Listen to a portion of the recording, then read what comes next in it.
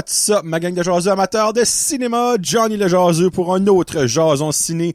Aujourd'hui, je parle de la bande-annonce du film Expendables 4. Ils sont rendus là. Des films Oppenheimer, Teenage Mutant Ninja Turtle, Mutant Mayhem. Dites ça 3 fois vite fait sans vous tromper, vous êtes bon. Et on finit ça avec le film Meg 2 The Trench. Le retour de Jason Statham et les gros raquins.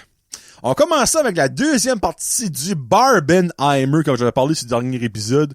Le film Oppenheimer, que beaucoup de monde a écouté en même temps, back-à-back avec Barbie, qui ont écouté ça dans les mêmes journées.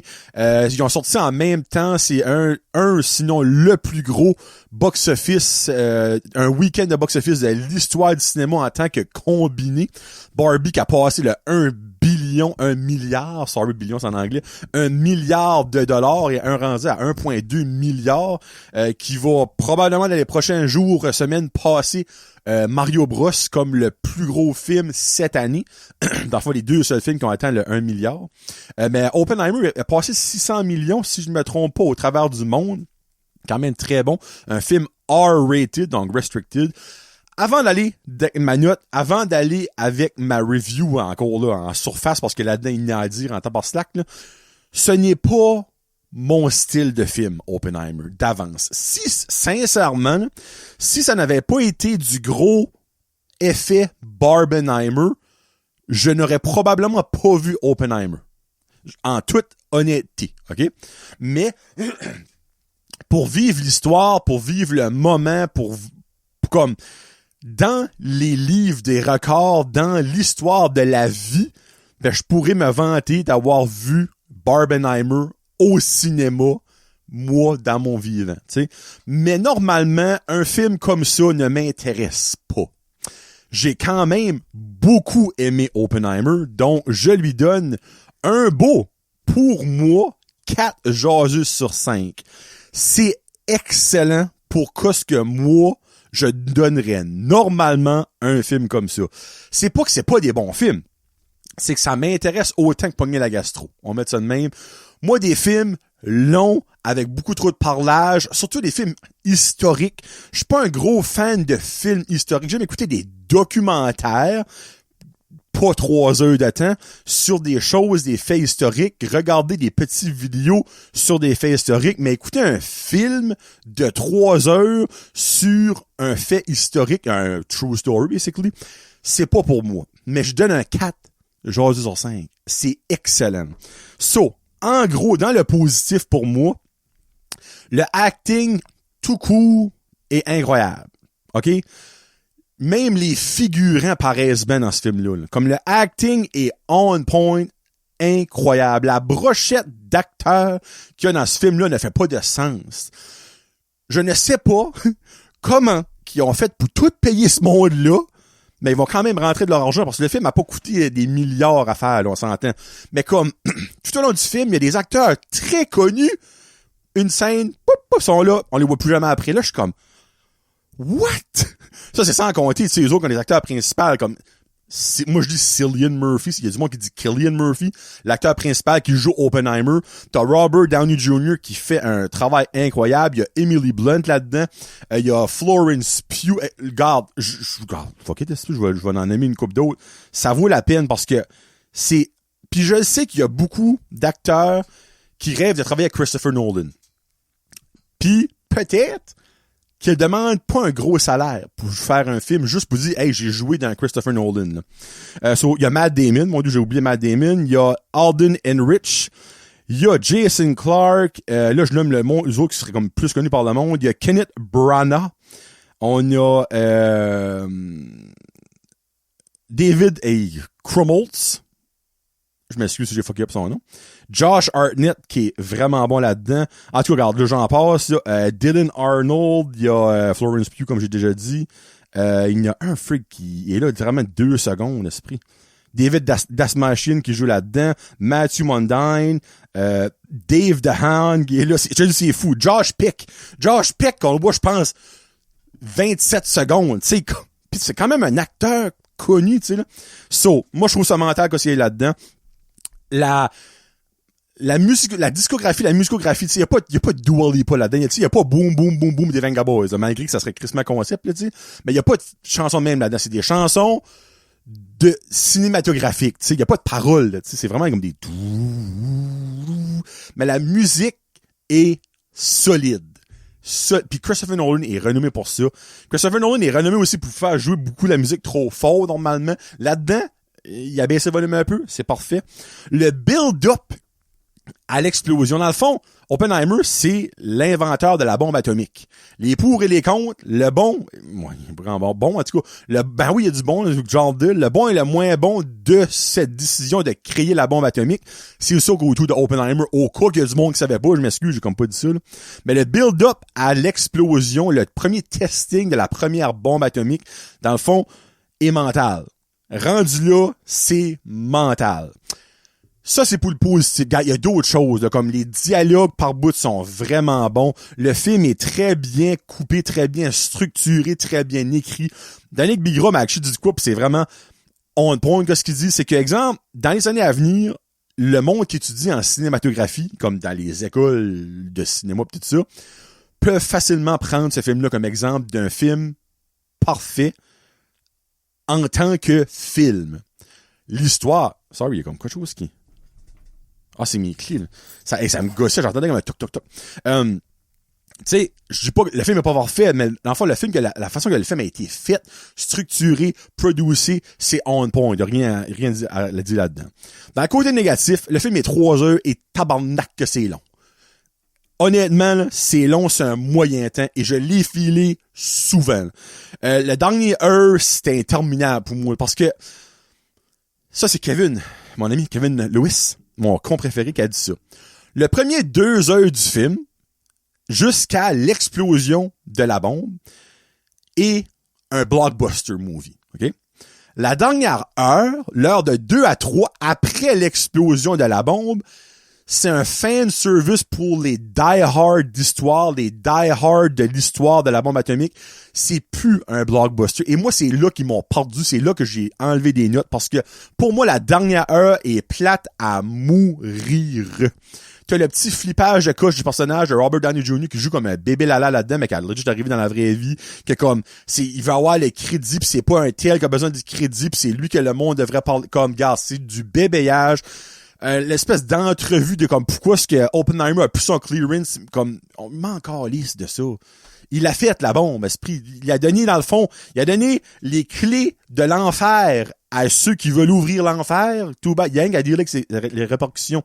La fin, le dernier heure, c'était mortel comment c'était long. J'ai trouvé ça plate à mourir. C'était le film en général, c'est pas Happy Go Lucky, là. C'est pas Barbie, tu sais. C'est lourd.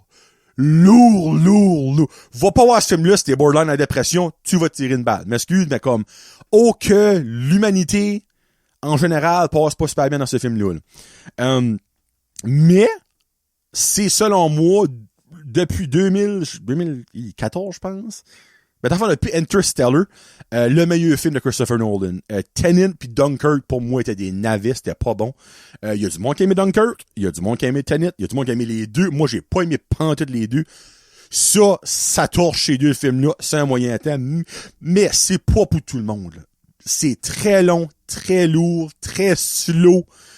Beaucoup d'informations, beaucoup de personnages, il y a beaucoup là-dedans, OK? Mais le monde qui aime ce genre-là, le monde qui cherche ça, vont capoter leur vie. Mais pour moi, un 4, c'est une excellente note pour un film que normalement, je n'aurais même pas voulu voir. Et voilà. Oppenheimer. Mais pour moi, comme j'ai dit dans l'autre Jason Ciné avec Barbie, si j'ai à choisir un des deux, je choisis Barbie à 100 000 à l'heure. J'ai déjà hâte de revoir Barbie. Oppenheimer, je ne réécouterai jamais ça. Mais c'est un bon film. Ça n'enlève pas pour autant. C'est mon opinion personnelle, mes goûts personnels, tu sais. Mais comme je peux comprendre qu'il y a du monde à détester Barbie, puis du monde ont chié leur vie, dans le bon sens, sur Oppenheimer. Tout dépend de ce que tu cherches. Tu sais, moi, j'aime pas les films pesants et lourds, pas d'action. Ça, c'est juste ça que c'est. C'est du parlage across the board. Oui, il y a de la tension, le build-up ou la bombe, mais il y a pas d'action, là. Il y a aucune action. Il y a aucun comme moment comme « Holy shit! » C'est comme... C'est pour ça. Mais regarde, c'est un 4. Cillian Murphy mérite un Oscar. Robert Downey Jr. mérite une nomination. On va promettre la nomination contre contre Ryan Gosling dans meilleur acting support actor. Ils vont être un contre l'autre probablement. So, le Barbenheimer est pas fini. On va mettre ça de même. Bon, d'un bon film à un autre très bon film. Teenage Mutant Ninja Turtle Mutant Mayhem TMNT.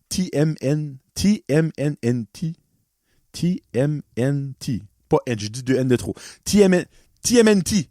Mutant Mayhem. Je lui donne un beau gros... Oh, calasse. Je viens de mettre ma note, mais pas à bonne place pour mon coup de vidéo. On recommence. Je lui donne un beau 4.5 jaseux sur 5. Pour moi, hands down, le meilleur film de Ninja Turtle ever. Je vous la mets ça de même. Meilleur que les morts de Michael Bay, meilleur que la Original Trilogy qui est sortie des années 90, malgré que ça, c'était vraiment bon aussi. Là, par exemple, je n'ai pas tout écouté les films de Turtle, tous les genres de spin-off Nickelodeon, de TV movie. Là. Moi, je parle des films quand t'es au cinéma. Là. Hands down, le meilleur. On est vraiment dans un air où l'animation essaie de faire des tweaks. On parle pas d'une animation à la Pixar ici. On parle plus d'une animation comparable à Spider-Man Across the Spider-Verse, Into the Spider-Verse. Mais c'est quand même pas, c'est pas le même style d'animation, mais on s'accote plus proche de ça. L'histoire d'origine des tortues, on la connaît déjà, de eux et Splinter, mais il y a une twist à l'histoire qui, normalement, portrayée dans les films et les émissions de Ninja Turtle, mais que là-dedans, il y a une twist. La twist est solide. J'ai adoré la twist. L'animation est vraiment différente que d'habitude, mais très, très bonne. Le film est majoritairement à 98% le soir. Donc, c'est vraiment dark, mais il y a tellement de couleurs que comme tu réalises pas à quel point c'est dark parce qu'il y a beaucoup de couleurs dans le film, c'est vraiment sharp. La musique, la soundtrack du film est mentale. Une scène en particulier, il y a une chase en van, char, truck, bicycle à gaz, sur What's Up the Four Non-Blondes.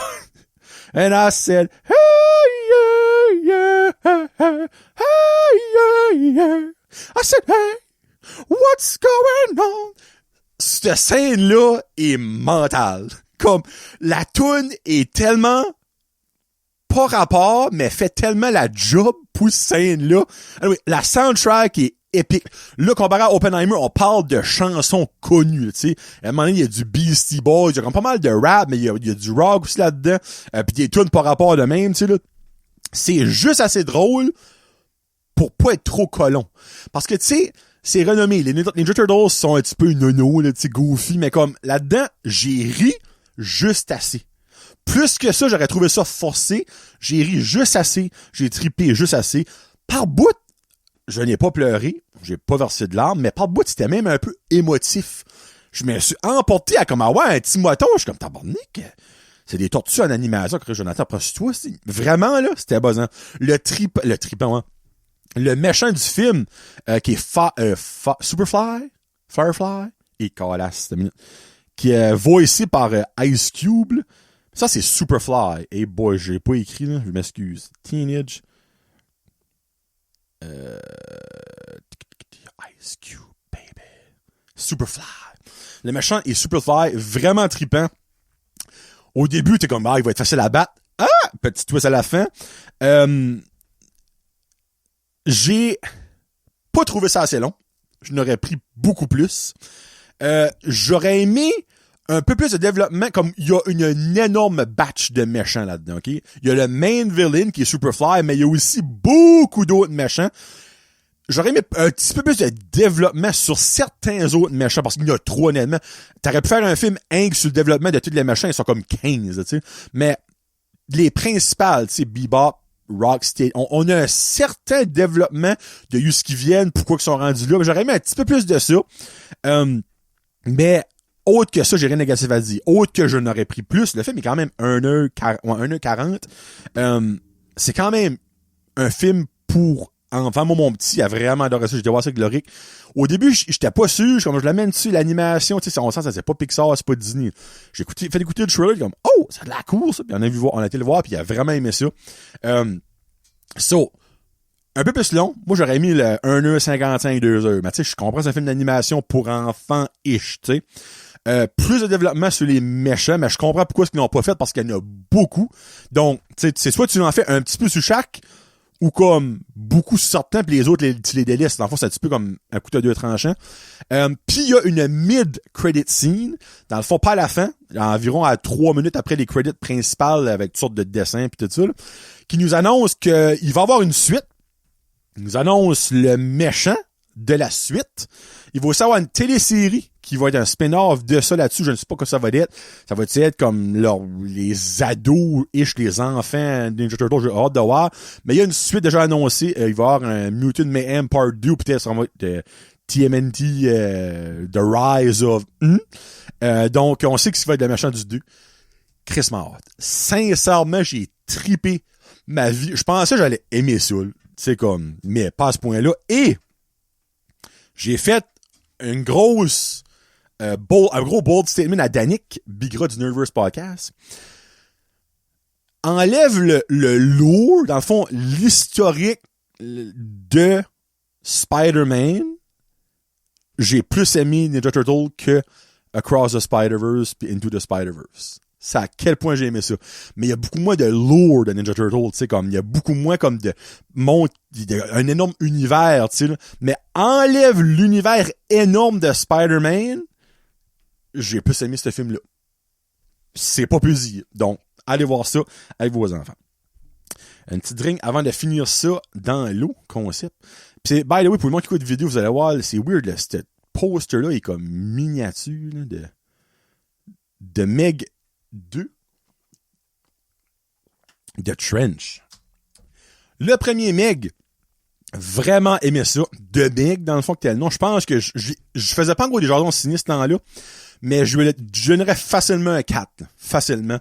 Peut-être pas 4.5. Ben, j'ai vraiment trippé au premier. Celui-ci, pas mal moins. Même beaucoup moins. Je lui donne un 2.5 genre sur 5. Je suis déçu. Je suis sincèrement déçu. J'avais hâte de voir ce film-là, moi, cette année. Et, tu sais ce que j'ai été laissé sur mon appétit.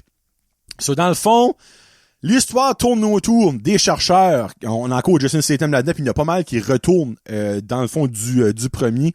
Eux autres sont pas fait de manger par le premier Meg. Ils ont une grosse base d'études, un laboratoire sur les Meg. Ils ont même un Meg en captivité qui étudient. Puis ils veulent descendre au plus bas possible dans l'océan. Et ils sont créés des super suits genre à la G.I. Joe. Juste là, je suis comme, c'était-tu besoin d'aller autant comme fausse de main? Puis finalement, ils descendent donc, passer il y a une genre de section dans la mer, je sais même pas si ça existe pour vrai, là, que c'est genre, c'est frette. Que c'est genre below zero temperature, mais c'est pas de la glace. C'est un genre de gros frimois que si tu passes en dessous de ça, tu tombes dans le trench, en fond, de the deep down of the ocean. Puis ben les autres, ils vont là-dedans pour finalement découvrir qu'en bas de là, il y a déjà du monde. Ils ont passé à être les premiers à se rendre là, il y a déjà du monde, en tout cas. Au début du film, on voit l'histoire de Meg dans le temps des dinosaures. 65 millions d'années passées. On voit des dinosaures qui mangent un plus petit, qui se fait manger par un plus gros, puis ce plus gros là, se fait manger par le T-Rex, qui on pense qui est le ultimate dinosaure, mais finalement non. Le Meg sort de l'eau pour manger un T-Rex. Puis, by the way, les dinosaures là-dedans sont pas bien faits, là. C'est pas Jurassic Park. Et tabarnak, c'est plus Dino Dan. Là, j'étais comme, bon, ok, garde. On a toujours su que c'était le T-Rex le plus fort, puis là, finalement, eux autres, non, c'est le Meg. Ok, ben, gars, fine, it is the Meg. Au début, je suis comme, pourquoi j'en ai vu ça? Mais après ça, j'ai compris, parce qu'il y a certains dinosaures qu'on voit là-dedans, qu'on retrouve dans le trench, qui sont, ils étaient là, ils étaient perdus, hein, on leur trouvé leur chemin, puis ils retournent sur Terre. Parce qu'ils ont créé une faille dans la trench, dans le fond, dans le fret, qu'il y a personne qui pouvait passer ou descendre là. Il y a une faille. À cause qu'il y a eu un gros showdown, une grosse bataille avec le monde qui était déjà dans le train. En tout cas, l'histoire fait pas de case de bon sens, là, sincèrement. OK. Au début du film, le Meg qui étudie, ben, il y en a un, c'est genre comme son papa, l'espèce d'asiatique là-dedans. Puis ben, il va là-dedans, puis il avec... Il clique. Sur un clic, tu viens me voir. 2 clics, tu décolles. Tu sais, hey... T'as confiance en esti à ton clic, là. Hein, quand t'as un mec de je sais pas combien de 1000 livres qui s'en vient, que lui, la seule affaire qu'il a en tête, c'est de manger, pis c'est comme clic, clic, clic, tourne. Il y a ça. Mais comme, ils sont capables de lire, il est où le Meg, ses pulsations cardiaques, s'il est fâché, s'il est méchant, tout sur leur système informatique en dedans. Mais quand ils sont rendus dans The Trench, ce Meg-là, lui, bosse un mur, s'en va, il y a personne qui le sait. Plot hole alert! Plot hole alert! Comme, personne qui les a avertis que ce gars-là, ce Meg-là s'en vient, là. Juste là, je suis comme, ils vont avoir un appel? Oh, alert, the Meg just went on the loose. Non, je suis comme, pas tout le monde là. Là, finalement, le Meg va les rejoindre dans The Trench parce qu'il savait exactement où il s'en allait, tu sais. Clic, clic, clic, clic. Pour finalement trouver 3 Meg là-dedans. Puis là, évidemment, ils s'échappent tous de la Trench pour aller terroriser du monde qui est sur une plage puis qui sont pas capables de s'escaper comme du monde. Tu sais que... Ah! T'as 3 requins qui s'en viennent. C'est pas dire c'est des Meg, ok, là? Au lieu de comme nager sur la rive pour te crisser dans le bois, les autres, ils vont nager sur les côtés ou ils nagent plus loin dans l'eau. Là, t'es comme, une minute. Tu penses pas que la façon de s'échapper d'un requin, c'est de sortir de l'eau? Peut-être. Actually, si on watchait le début du film, ils sont aperçus que le T-Rex a fait manger lui sur le bord de la mer. Il était pas dans l'eau. C'est moi, bon point, je vais penser à ça. Mais, c'est plein de plot holes de même. Il y a même un gars qui est back, il joue DJ, je pense, là-dedans. L'acteur... Attends une minute, là. Je vais vous dire son nom, là. Ben oui, il était dans le premier, lui, là. L'acteur noir, là. DJ. Je sais pas ce qui a été underpaid, mais comme son acting là-dedans, il veut pas être là. Pis tu le fais, j'ai jamais vécu ça dans un cinéma, d'un film. Je regardais ce gars-là, je suis comme, ce gars-là veut pas faire ce film-là. Comme, il fait comment je peux dire ça, de l'acteur, il fait comme du acting blasé, là, tu sais. Je suis comme, hey, ça tente pas penser de ce film-là, pis ça paraît, pis c'est weird, pis anyway. So, le film, c'est pas bon. Comme, le plot fait pas d'allure. Qu'est-ce qu'ils font, ça a pas d'allure. La scène finale de la fin, ça fait penser à Sharknado, pis c'est pas un compliment. Comme, sais-tu, ils ont juste voulu faire, parce qu'ils font de l'argent, pis c'est le film fait de l'argent. Les critiques ont chié sur le film. Le monde enjoy ça, mais comme le monde est moins critique que moi. Mais comme quand tu gardes ça avec une tête froide pis tu réalises comme qu'à quel point c'est mauvais. Comme la manière qu'ils tuent le dernier Meg, je vous dirai pas comment, là, mais ça vaut la peine juste pour être comme, tabarnak. C'est pas bon, là, comme. Pis là, j'ai un feeling qu'il pourrait en avoir un 3. Parce qu'il y a un des mecs qui est pas mort. Lui qui s'est échappé, le clicker, ok? Mais c'est une femelle. Puis dans la trench, il mentionne des choses comme si elle s'est fait enfanter. Alors moi, je pourrais genre avoir un film Meg 2 The Birth. Là. Il pourrait avoir une naissance d'un bébé Meg. Je veux pas, là. Je lance ça dans l'univers puis je regrette de l'avoir lancé, là. Mais Watchmen dans 3-4 ans, ça va sortir de Meg 3 The Birth. Je le vois venir. C'est pas bon à voir. So, en tout cas, réécoutez le premier. Le premier, si vous avez pas aimé le premier, tabois, vous avez pas aimé le deuxième. Parce que moi, j'ai aimé le premier. Et ça, décevant, c'est un moyen temps. Ouf. En tout cas, comme c'est ma plus grosse déception so far de l'été, c'est ça, là. C'est Meg 2. Pis tu sais, là, tu sais, comme Jonathan, t'aurais pas dû avoir des espoirs pour ce film-là, mais en même temps, le premier, j'ai vraiment aimé ça. Tu pensais qu'il aurait pris la même recette pis tout ça. Sprino, ils ont genre craqué le irréaliste pis le pas rapport pis le stupide au max. Comme, ah ouais, on embarque pas en you. Anyway. Expendable 4. Avec Sylvester Stallone, Randy Couture, 50 Cent, Megan Fox, sort le 22 septembre. Ça va être encore de la grosse sauce avec des balles au coton pis des fusils pis de la testostérone qui coule à travers de l'écran du cinéma. Genre à la Fast and Furious, mais en moins mauvais, là, tu sais. Pis il y a une petite twist en fond là-dedans. Megan Fox, c'est genre qui est la femme à Jason, ou sa blonde, whatever, à Jason Statham. mais qu'elle est comme une agent double, ben comme lui, genre un agent double aussi, en tout cas, là, c'est genre Mrs. and Mr. Smith, là. Je vais le voir. Moi, ça, c'est du popcorn movie. Je vais le voir. Mes espoirs sont vraiment pas hauts. Le dernier était pas si bon que ça. Mais, tu sais, Sylvester Stallone, 97 ans, le voir shooter de la mitraillette. Moi, je veux voir ça jusqu'à ce qu'il creve, là. Pis ce serait ironique qu'il creverait en se faisant tirer par une mitraillette, là. T'sais, ben, c'est triste, là, mais comme, ça va arriver à Alec Baldwin, il a shooté quelqu'un en vrai dans un film parce qu'ils ont mis des vraies balles, non des balles à blanc. C'est triste pour la personne, évidemment, mais comme ça, Sylvester Stallone, c'est quelque chose qui peut arriver, là. Genre, I was playing with my AK-47 and I shot myself at the end. Donc, le 22 septembre, The Expendable 4, un petit film popcorn que vous mettez votre brain à off, c'est un moyen temps, puis vous sentez le fusil tirer. Bon ben, prochaine review, pendant 2 semaines boussues, là, il va y avoir Blue Beetle dedans. Je vais voir ça dans pas longtemps que je suis. Puis d'autres choses, on verra bien. Donc merci beaucoup d'avoir écouté. Bonne fin d'été. Finissez l'été, pourquoi pas en allant au cinéma. Il y a plein de bons films qui sont sortis cet été. Il y en a encore des bons cinémas. Il y a Blue Beetle, il y a encore Barbie qui joue partout. Il y a Oppenheimer qui joue à certaines places. Strays, que je vais actually voir. Je sais pas jouer le temps, mais film très vulgaire de chien. Excusez-moi, j'ai comme mué. De chien. Donc, allez écouter ça. Merci beaucoup. On se parle plus tard. Peace out. #cinéma. Salut.